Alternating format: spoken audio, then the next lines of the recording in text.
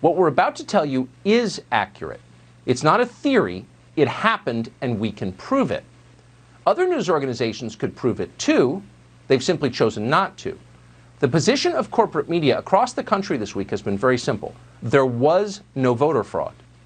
The New York Times, once the paper of record, declared that as fact this morning across the entire front page. Look at this banner headline.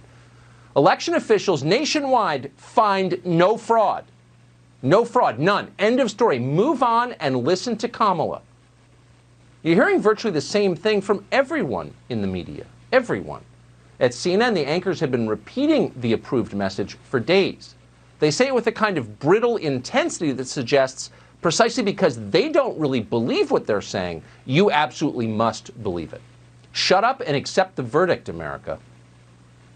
Sources tell CNN that top aides are suggesting that the defeated President Trump, hold rallies to drum up bogus conspiracies about election fraud. The GOP keeps spreading completely unsubstantiated claims of voter fraud. The Attorney General now telling federal prosecutors to look into those unsubstantiated claims of voter fraud. There is no evidence of widespread voter fraud, no evidence of widespread flaws in the mail-in voting process. Bogus conspiracy theories, completely unsubstantiated claims of voter fraud. They say it again and again, but what exactly are they talking about? They won't tell you, so we're going to tell you. Right now, fewer than 15,000 votes separate Donald Trump from Joe Biden in the state of Georgia. It's close enough that it's worth getting specific about what happened there. And Georgia's Secretary of State has now confirmed there will be a hand recount of all votes cast in Georgia.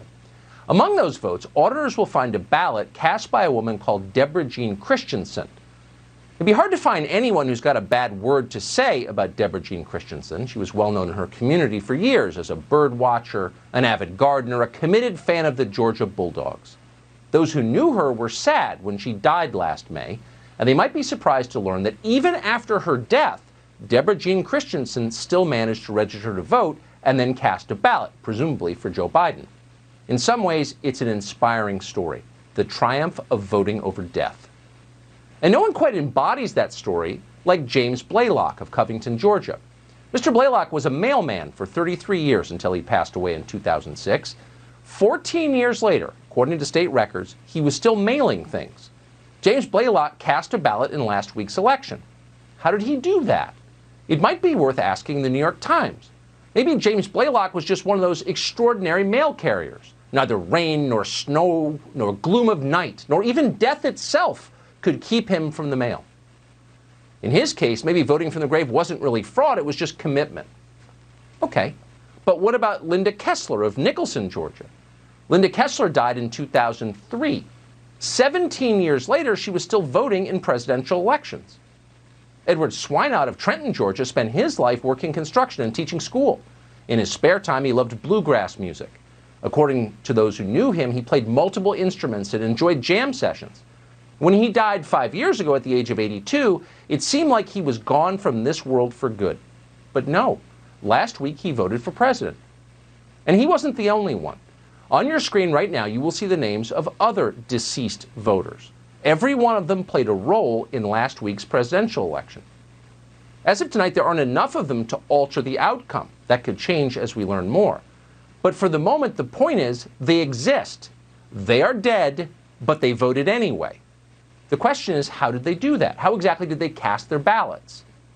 And the short answer is, by mail. Dead people tend to vote more often when you make it easier for them to vote. They're like any other group. And this year, we made it much easier for the dead to vote. States sent ballots and registration forms to millions of people totally unsolicited. The pretext was COVID. We had to do this for public health reasons, remember? We had no choice. It was a public health emergency. The effect was to encourage fraud. One 2012 study by Pew found there were close to 2 million dead people still on voter rolls around this country. That study also found that approximately 24 million voter registrations, that is 1 out of every 8 in America, were wrong. They were no longer valid, or they were significantly incorrect. Close to 3 million people in America had registrations in more than one state. 3 million. So what happens if you start sending ballots and registrations to lists like this? well, you're guaranteed to increase the amount of fraudulent voting.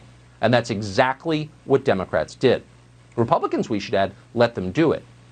Take the state of Nevada, where Joe Biden is currently leading Donald Trump by fewer than 40,000 votes.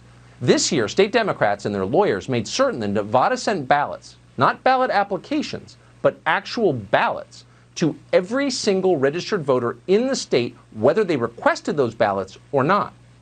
And they did this even though they knew, they were perfectly aware, that more than 41,000 people who are registered to vote in Nevada haven't voted or updated their registrations in more than 10 years. Why? Because many of these people are dead or gone, but they got ballots anyway. One of those people was a former elementary school teacher called Rosemary Holt.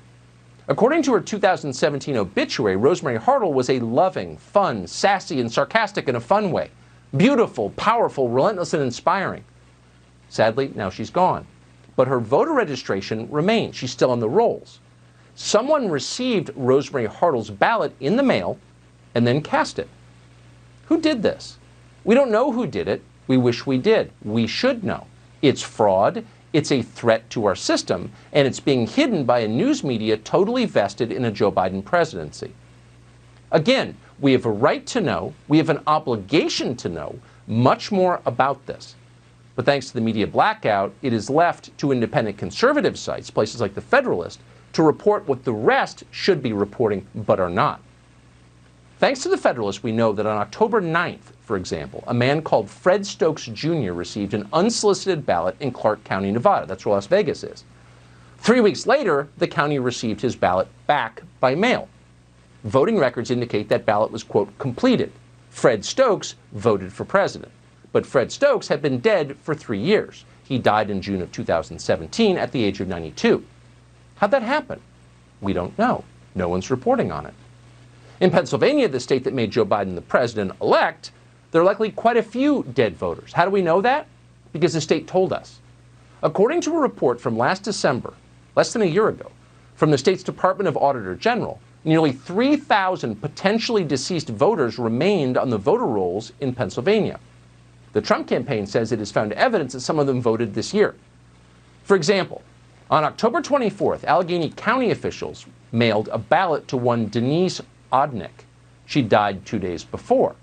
Yet somehow records show that county officials received that ballot back, completed, voted for president, on November 2nd. Again, we're showing you more names on the screen just like Denise Odnick's. We can confirm that they all voted in the election last week, and all of them were dead when they did so. None of this is conjecture. It's not one of those bogus conspiracy theories that CNN worries about. It is entirely real. Why did it happen? How can we prevent it from happening again? Those are the questions. The first is very simple to answer. Democrats did it. They understand that when you send mail-in ballots to an entire unverified voter roll, you can't really know who's voting. But just to make certain that fraud remained likely, Democrats filed lawsuits in Nevada to eliminate signature verification. Think about that. In 2019, well before the coronavirus panic, Ron Wyden, is a Democratic senator from Oregon, sponsored the Vote by Mail Act. The Vote by Mail Act demands that every state in the union mails ballots to their entire unverified voter list. Whether you ask for it or not, whether you're alive or not, you get a ballot. There's no other way to interpret this. Democrats are abetting fraud. This summer, Democrats in the House of Representatives passed something called the HEROES Act. It wouldn't simply have provided, quote, automatic mailing of absentee ballots to all voters in America. It also would have prevented states from restricting in any way ballot harvesting. That means that anyone could collect and return bundles of ballots from dead or living voters to polling stations, and there would be no oversight of this at all. That's insane, but expect more of it. Loose voting rules are too useful for the left to pass up. In January, Democrats could very well gain control of the United States Senate. If that happens, much will change, but one of the things that will happen, they will pass the HEROES Act into law. Right now, they're claiming universal mail-in balloting is necessary because of coronavirus. It's a public health emergency. We have to have it. But they're lying. They've been pushing for this very thing for years, for one reason. it gives them an advantage because it increases the incidence of fraud.